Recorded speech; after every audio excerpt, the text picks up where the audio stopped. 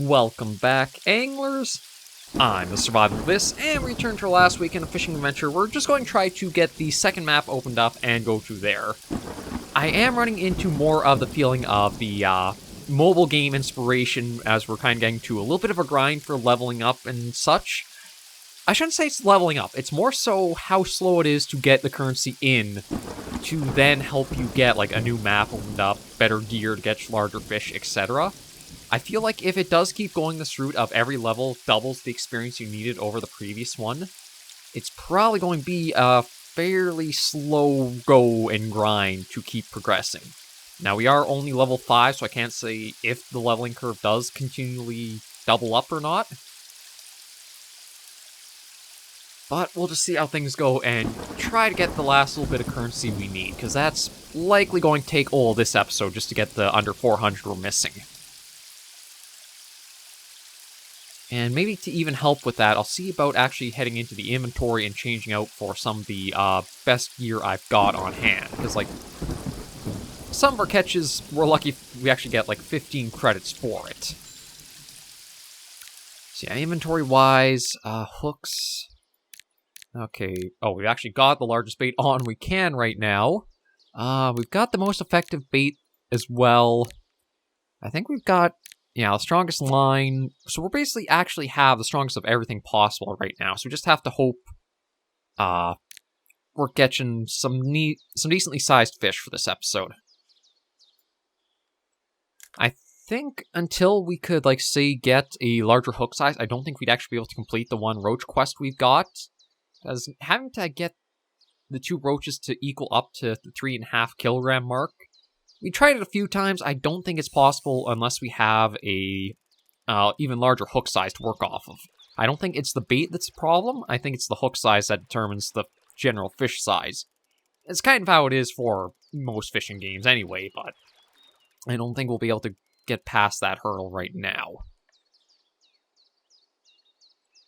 There's a bit of a better one. And yeah, we'll just slowly tackle this, see how it goes. If you really want to power grind the levels, I don't think it's too hard to do. All you have to do is just keep releasing the fish, but if you do that, that does mean you are going to miss out on the currency. So I think it's far better to just everything you bring in, try selling for this. And overall, with our time fishing adventure, I don't think it's a bad fishing game. It's just that it is very basic of a fishing game compared to like what we played with a majority of other games. Like, it is pretty straightforward once you do get started with it. There's not really a lot of help or tips to start you off with for, like, how to mine, like, what you're doing on the left or the bottom left there with the meters and such. It's basically, again, just feels mobile, little thing you would do for a few minutes when you have the time and then just move on from. If you are looking into saying, like, okay, I want to try a basic fishing game, but one that might have a decent amount of content if I do really like it, I'd probably say Fishing Adventure would have it. Because again, for its price, I think you are in for a bit of a deal with it. If you don't want to try dropping the full, like, say, $30 to $40 Call of the Wild the Angler could be, if you're not really looking for microtransactions like Rush Fishing 4 is, this might be one to try testing out. If you do have some experience with fishing games, though, it's probably going to be a little too basic for yourself to get a lot of enjoyment from. Now, there's nothing like trying to worry about the rod of pumping and tactics there. You can't move once you've cast it out. There's, again, just the one basic type of fishing mostly. There is a little bit of spin casting, but I don't think it's anywhere to the complexity it is in other titles. So yeah, the objective is just to try to show off another map, see what we can catch there, and see how the rates for like what we catch and what they sell and such compare to this first map.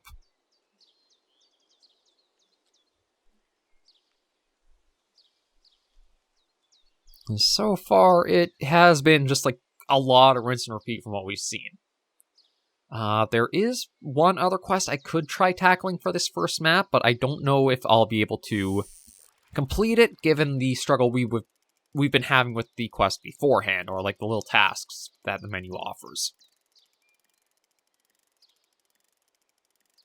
So yeah, all we're going to keep working at is trying to get in what species we can, selling off what we can for the bit of currency, and hopefully we can hit the 2,000 mark before too long. It still really feels like the milestones to try reaching for unlocking the new areas, getting the new reels or the new rods, is really where it's going to take a lot of time for you. And although you do get a reward upon leveling up, I don't know if it's better to focus hard for the level ups and then use the extra money that you get from that towards gear, or just save up the funds from the gear anyway to help you have a little bit more to spend. There's probably benefits and negatives to each, so I can't really say one way or the other here.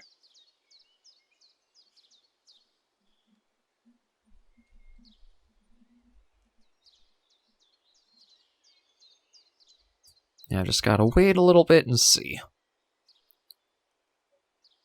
But I guess because this is... it sounds like there's a mobile version of this out there somewhere. I have no idea what the name of it is, though. I haven't been able to find it. But I am kind of impressed that there's not really like a hard push for microtransactions. So I guess in a PC version, that's a little bit harder to get away with in some ways, too. Like, for mobile games, a lot of the ease is just that they can charge you right through the app itself, whereas PC gaming in that, it's more like you have to have like a little store and extra infrastructure set up to be able to charge and go along with that. So I'm wondering if that's kind of why this is feels like it's kind of been scrubbed of microtransactions, just because there's no way to have that really done as feasibly. Because we have seen the little hints and nudges and winks that, yeah, this has a mobile format definitely behind it. If when we try to do the quest, we have the little, you can buy extra time when you want to unlock new areas. It's a rather steep amount of the currency needed for it.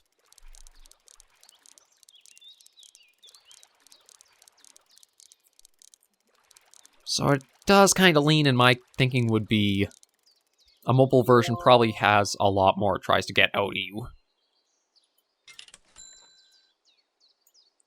But again, I just wanted to showcase it because there's a little one on sale. If with how many other fishing series and fishing games we've tackled, Open Fishing XL, Called Wild the Angler, Fishing Adventure, Russian Fishing 4, another one to knock off the list if we've gone to try and see. So after this weekend, we will be back to Called Wild the Angler, and we're going to go to Troll Spirit next. Well, we are going to be starting right off with using the hook sizing chart for the angler to make it easier in trying to tackle the objectives. I'm probably aiming, we'll kind of do what we did on Golden Ridge, where we'll aim to try to get towards around all of the gold, or the majority of the gold stuff done. We will be starting off not entirely fresh. We're going to have all our gear from Golden Ridge, so that's going to give us quite an edge to help. But having another map will let us work at more easily getting the currency in and saving it up, because the gear we're starting to get towards does take a fair amount of the in-game currency in the angler to buy stuff with. Kind of feels like a number of fishing games kind of lean to the point where you're going to be in for a long grind, or there's going to be like some extra way to earn currency. Like for Called Wild the Angler, I think it's leaning to signing up with an Apex account and completing like the weekly and daily challenges that they have kind of gated behind such. Russian Fishing 4 did have, you could just use real money to pick up the gear and such for it. So we see there are little ways and tactics that are used to try to keep you going or pull you in for a little bit more. But I still think Called Wild the Angler, although there could be a bit of a grind, it might not be too bad for getting the gear that'll let you play the majority of the game without having to worry about stepping or going too hard towards such. There are the two other DLC maps that we haven't even touched and haven't even seen yet that we can also look at eventually covering for the channel, but I think I want to do it kind of in the order that they chronologically came out at. So Troll Spirit, then I think there's that map of Spain or whichever. Yeah, I'm pretty sure it's Spain that it was set in. And then the latest is the South Africa map. So I'll try our hand eventually at those. But we'll stick with what we've kind of gotten a little taste of so far. Nope, nothing on that. Okay, let's see here.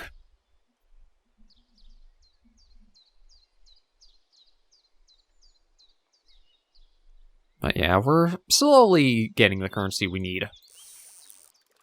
We're under the 200 mark now, so if I can catch a... Oh, well, there's a decent-sized fish. Again, even with both meters max, I don't exactly know what the rod one is. I don't know if that's something we have to be worried the rod could actually break on us and we have to buy an entirely new one. Or it's just like for show and effect. But the hook size is at least helping us get some pretty larger fish out here.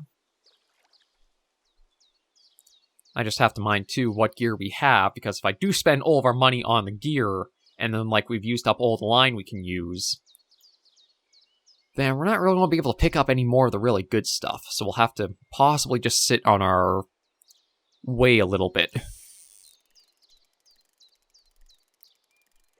I'll just bring what we have in, keep slowly working at it. I do see... You know, there is one thing I do want to check, though. Now, I can only sell that, and if I cast that out...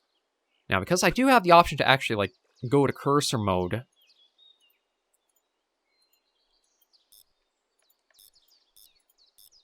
Oh, maybe that is real speed. Okay, I was trying to figure out, like, okay, what are some of these for? Like, this is our friction brake or friction drag setting. And this must be for, like, possibly our real speed when we do have something we're trying to bring in. So that is the explanation for there. Nope. Thought I might have had something there.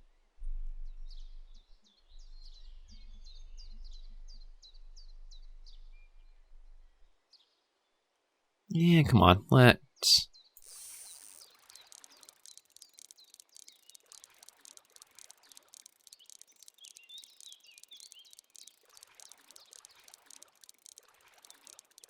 Yeah, I think that is what that is. Oh, yeah, we actually got a nice size beam to actually have it in this little screen. Okay, so we'll cast that back out.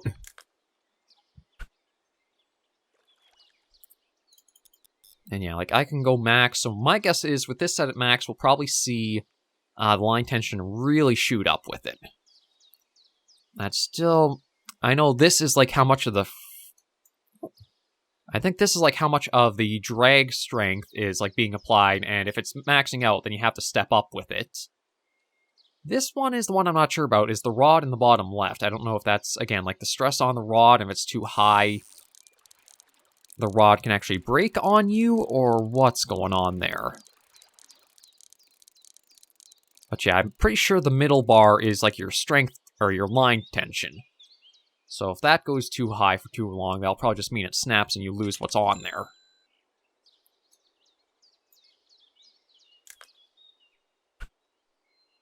But we're closing into the amount we need, so we'll probably actually be able to try to go over to the next map this very episode.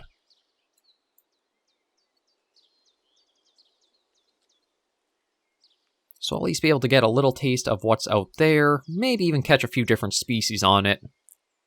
And then from there, again, just probably wrap things up for the series. I don't think there's really enough to progress with or depth to it to keep going for too long with it. Like, one game I may go back to as well as we're doing some more of Called Wild, the Angler, is Ultimate Fishing Simulator. Because with how the hook sizing did, like, step up and change for Called Wild, the Angler, I feel like maybe I went a little too linear in thinking with how we could play that one. I know it does have its own odd features too, like ice. If you get ice fishing opened up in Ultimate Fishing Simulator, that's just like your make bank with it. You can just get so much so easily with that. But for other maps, like the second one where I was trying to catch catfish in that, maybe I just didn't have the large enough hook size. And I admit I was a little afraid of stepping up in hook size. It might have been coming off of Russian Fishing 4 where there is that risk of you will lose your gear or equipment with it. Where really I shouldn't have had to worry about that, but just paranoia perhaps on my end. So yeah, I think 1 or 2 more catches, we should have enough to go back to the menu, check out the new map, and be on there for a little bit. Now, I did have a little bit of an odd comment come in when it came to, like, when I talked about Russian Fishing 4 and spending the money to have that lost. I know you could kind of lean it to being to say, like, okay, it's trying to evoke the realism and such, but I still feel like it's more gambling without a reward in a way when you kind of think of how Russian Fishing 4 has it. Because in real life, what you're doing when you're spending spending money for the fishing equipment is you're basically buying equipment to help you aim at actually getting a tangible and physical result from it. You're trying to get a literal physical fish that you could keep, release, fit, cook, etc. But when it comes to like a digital format such as Russian Fishing 4, you're basically paying real money to get digital equipment to just get you a digital amount of numbers that then you can have your money spent literally lost on you. So that's kind of the part where it's a little more, as much as you're spending the money, it doesn't feel like you're actually exchanging it for anything. It's just kind of like tossing it into like a wishing well in a way or something like that. Yes, in-game it can give you some more gameplay stuff and that, but I still feel like there's just not enough for me to say it is worth the investment to that. I can't speak for everybody, because everybody has their own taste and such, but that's kind of where it just feels off with me, is putting in money for not an actual product.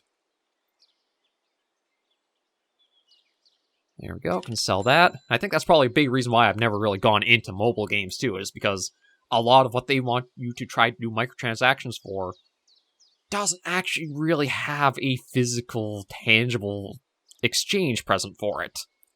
But we've gotten what we need there, so let's exit map and quickly try hopping into this new map in Germany.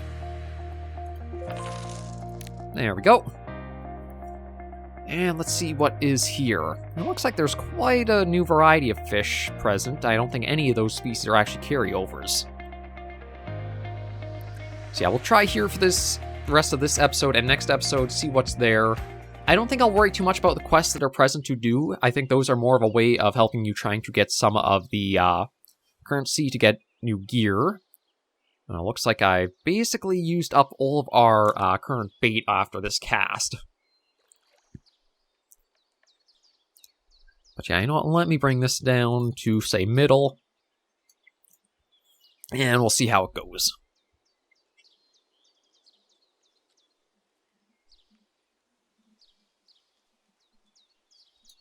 Okay, there we go. So yeah, let's try to get this in. It looks like whatever it is small enough that we don't even have to worry about any of the tension. And we've got a few minutes that we'll spend here just seeing what other species we can get. I am kind of curious to see how these species stack up in like the currency rewards and such, if they are pretty similar to how they were on the previous map, or if they have increased a little bit with. Okay, well, roachers are still common here, and they do still sell for the little bit they do. Yeah, so bait's out. Again, there's that tap to close that it really just does feel like it is mobile game screaming. Because I don't know how many people have a touchscreen monitor to actually have that as a thing.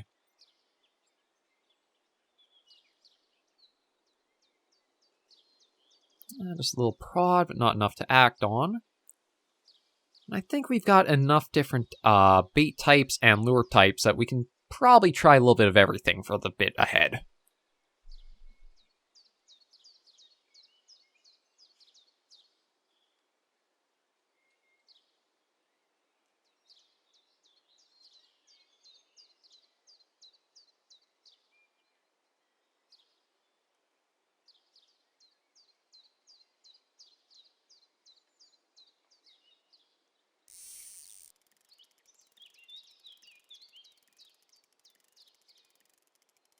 Okay, we'll see what we got here.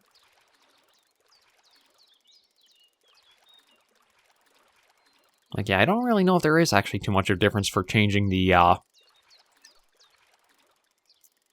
frictions, or the drag settings. It's like, the stress does change a little bit, but I guess that's not too bad. I mean, we do see changes in both, I guess, the stress for the reel, stress for the rod, and a little bit of the line tension, but nothing that seems like it's actually like impactful as you have to really mind the settings and fight with it. I mean, this is still, I would guess, pretty early into the game with how many different maps it did show on the main menu there.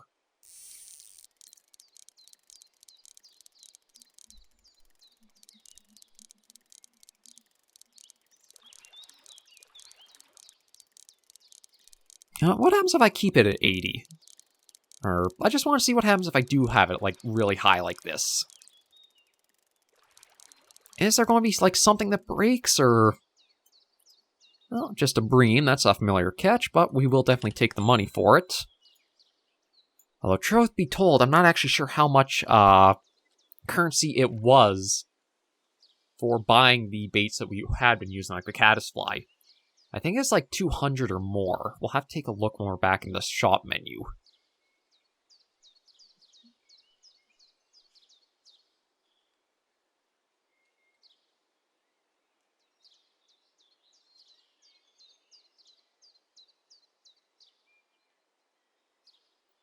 We'll just wait and keep going.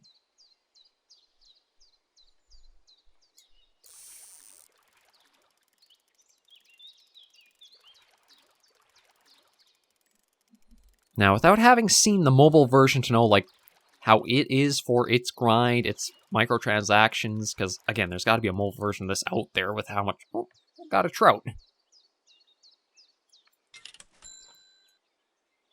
With how many little indicators there are that this is coming from a mobile version, there's definitely has to be one out there. I don't know if I would recommend trying to find it, though, because I feel like any mobile version of a game seems to be loaded to the brim with microtransactions and such these days. Oh. Flow was destroyed.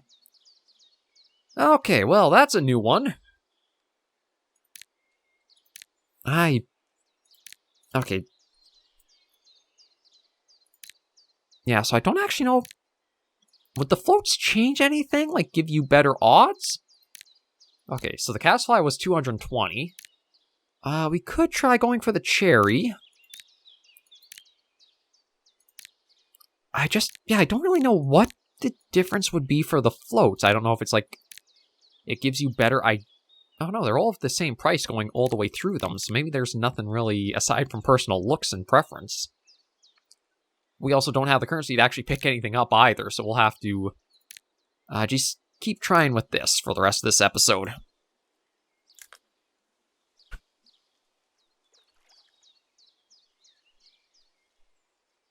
But yeah, so we do know that gear can actually break on you.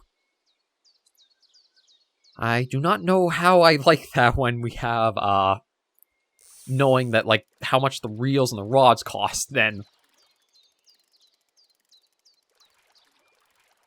Because that could well mean you can spend, like, say, the grand of silver coins it takes in-game to get an upgrade, and then that snaps, and you're out that much funds. But yeah, I think we'll just go for another minute or two. It really, I don't think is ever going to get more complex than this for the game. It seems like it's basically just change out the different little things you've got to either go larger in what fish sizes you're catching, or change out the lure to get different species. I don't think there's ever going to be, like, more specific species having ways they fight, different strategies of how you have to work the bait for retrieval. It just feels like it is kind of as simple as it looks. Again, for its pricing, it feels correct for it, but it is to understand that it will be a fair grind for any aspects of it.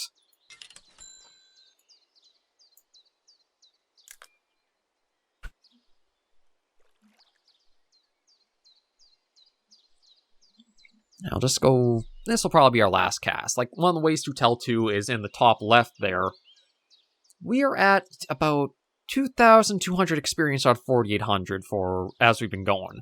So if you kind of take that as, like, an idea of, okay, if it does keep doubling every level for your experience, you're going to go from, like, say, 1 hour to go from one level up to 2 hours, to then 4 hours, to then 8 hours, and it's... You start kind of seeing, okay, there might be where the grind starts setting in sooner or later. Like, you could do the, again, quicker just release to get the level up, but without having the currency coming in at a nice rate, it doesn't feel like it's really worth trying to rapid your level up, because you can't really spend the money to get better gear to help that. It just feels like it's a system that is designed more so to drag it out and grind you along. But yeah, this will be our last cast, just see what we bring in, and then we'll bring this episode to a close for today. Then we'll just do one more tomorrow, maybe see if we actually can access the quest for this or not. Because I don't know if all we needed was the license for this map, and that also opened up the quest we could take under or not. So that'll be something to try out.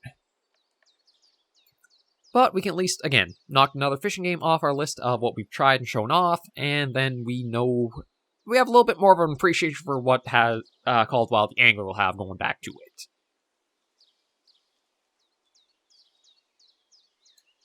There we go, and let's get this in.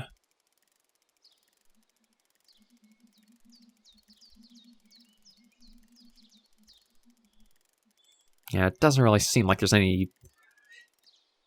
Okay, another tiny little thing. Actually, I should check quickly. If the float got destroyed, is our hook the right size? Yeah, the hook got destroyed, or the float destroyed, but our hook stayed the same. Okay. So yeah, we will end this episode of Fishing Adventure right here. Thank you all very much for joining me on this episode of the series. If you did like the video, be sure to give it a like. And if you have any comments, tips, or tricks, put it in the comments right down below. Until I see you all in the next video or episode, anglers and survivors, please remember, as always, to take care, stay alive, and happy angling.